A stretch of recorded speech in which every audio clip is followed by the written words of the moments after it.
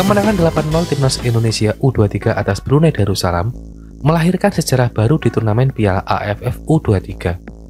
Selain membawa hal baik, kemenangan ini juga melahirkan 3 sejarah baru bagi timnas Indonesia. Kemenangan ini menjadi timnas Indonesia U23 untuk pertama kalinya bisa menang di pertandingan pertama sepanjang keikutsertaannya di Piala AFF U23. Di 2 edisi sebelumnya, timnas Indonesia hanya mampu bermain imbang 1-1 melawan Myanmar 2019 dan kalah 1-2 dari Malaysia 2023. Berikutnya, kemenangan atas Brunei juga menjadi kemenangan terbesar yang pernah terjadi di turnamen Piala AFF U23. Skor telak 8-0 menjadi margin kemenangan terbesar yang pernah diraih timnas Indonesia U23 di turnamen ini. Sebelumnya, timnas Indonesia U23 hanya mampu menang dengan skor mencolok 3-1 saat mengalahkan Thailand pada 2023. Kemudian mengalahkan Kamboja 2-0 pada edisi 2019. Kini di bawah pelatih Van den Broek, timnas Indonesia U23 berhasil menang dengan skor 8-0. Berikutnya sejarah yang juga tercipta usai laga versus Brunei itu adalah rekor gol striker muda Jean Raven dengan torehan 6 gol gawang Brunei. Pemain berusia 19 tahun ini langsung menjadi pencetak gol terbanyak di timnas Indonesia U23 dalam satu pertandingan. Jean Raven secara resmi melampaui rekor milik Marius Manewar 2019 dan Ramadan Salanta 2023. Catatan ini menjadi sejarah baru yang akan terus dikenang sepanjang sejarah turnamen. Dengan performa timnas Indonesia U23 yang impresif, kini mereka menjadi salah satu favorit untuk menjadi pemenang turnamen. Jean Raven dan kawan-kawan kini semakin dibebani ekspektasi tinggi untuk bisa melaju jauh di turnamen Piala AFF 2025 ini.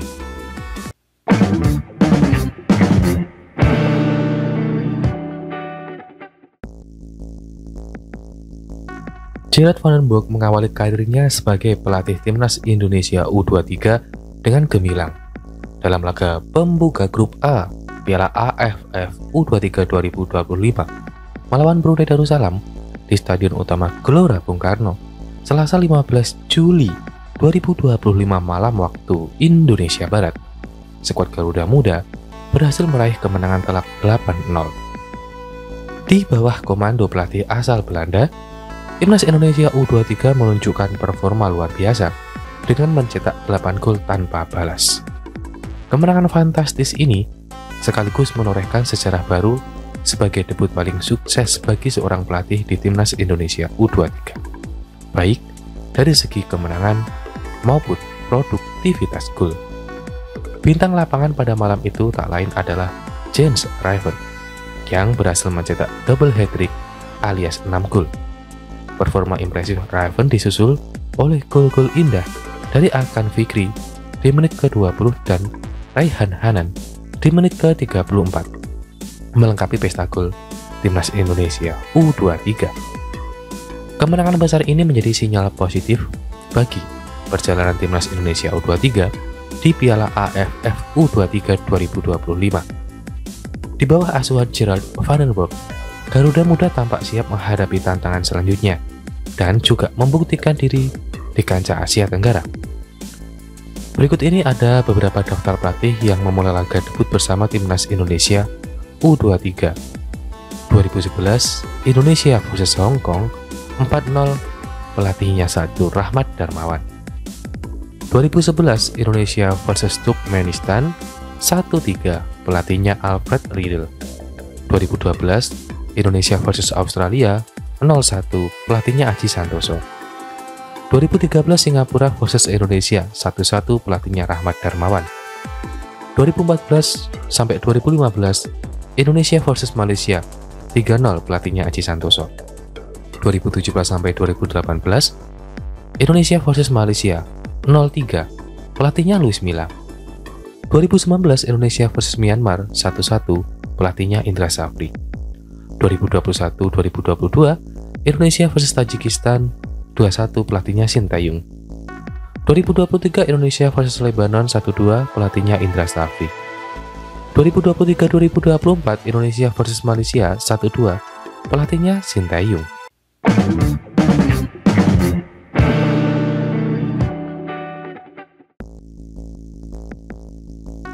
Pelatih timnas Indonesia U23 Gerard Van den Broek mengungkapkan aspek yang perlu diperbaiki anak asuhnya usai menang telak 8-0 atas Brunei Darussalam di fase grup Piala AFF U23 2025 pada Selasa 15 Juli.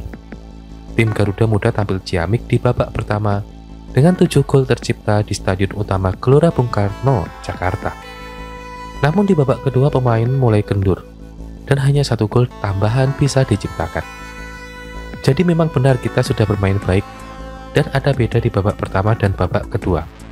Saya senang dengan tim saya, tetapi memang harus diakui ada beda kualitas antara babak pertama dan kedua. Ini harus diselesaikan dengan sesi latihan agar kualitas para pemain bisa lebih setara, ucap Vandenberg usai laga. Pelatih asal Belanda itu tidak memungkiri senang dengan tampilan timnya, meski tak menepikan juga perbaikan yang meski dilakukan. Saya rasa, jika lihat laga hari ini, babak pertama sangat bagus dan saya rasa kita benar-benar meningkatkan level permainan kami 2 tingkat.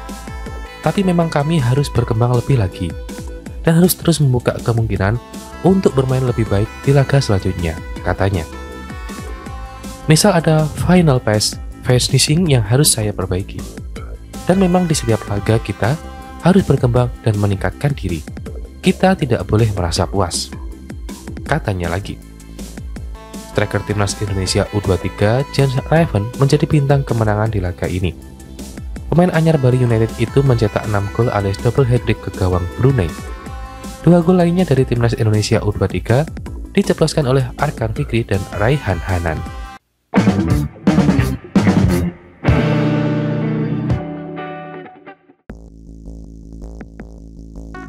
Timnas Indonesia U23 memulai langkah mereka di Piala AFF U23 2025 dengan cara yang tak main-main.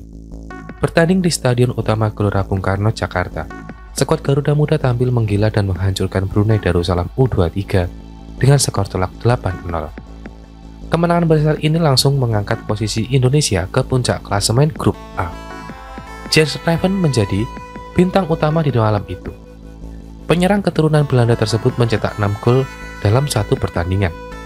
Sebuah pencapaian luar biasa yang jarang terlihat di level internasional.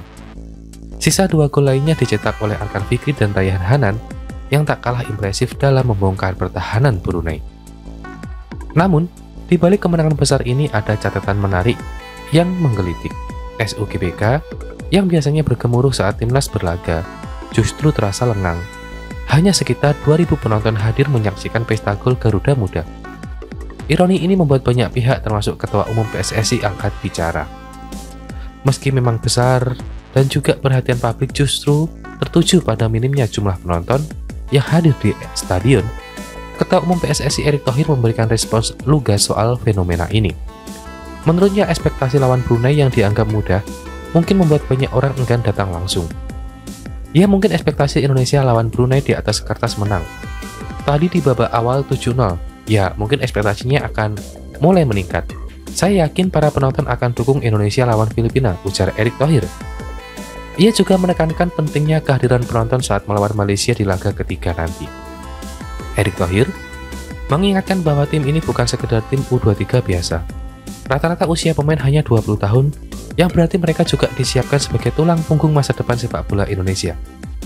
Jadi ini kita ya yang bilang bahwa memang yang namanya regenerasi tim nasional U17, sekarang U23, tapi rata-rata U21 yang kita harapkan ke depan, ucapnya. Laga terakhir grup A kontra Malaysia diprediksi akan sengit. Rivalitas klasik di Asia Tenggara plus performa mengesankan Garuda Muda seharusnya bisa menjadi magnet bagi para pecinta sepak bola untuk datang langsung ke stadion. Erick Thohir pun berharap atmosfer stadion bisa kembali menggelegar. Saya maunya ramai, kan tergantung supporternya. Kemarin di beberapa acara Piala Presiden saja pembukaan bisa 41.000. Saya harapkannya paling timnya bisa 30.000. Kenapa tidak? Ungkap Erick yang juga ia mengajak publik untuk memberi dukungan penuh, bukan hanya untuk tim senior tapi juga generasi penerusnya. PSSI juga mengingatkan bahwa kehadiran penonton adalah bentuk nyata dukungan untuk proses regenerasi. Apalagi dengan Malaysia sebagai lawan, semangat membela merah putih tentu akan semakin membara. Sudah saatnya tribun SUGBK kembali penuh oleh lautan merah putih. Timnas U23 memang baru memulai langkah, tapi langkah ini terlihat sangat menjanjikan. Kemenangan besar hanyalah awal. tantangan sesungguhnya akan datang dan Garuda Muda tak boleh berjuang sendirian.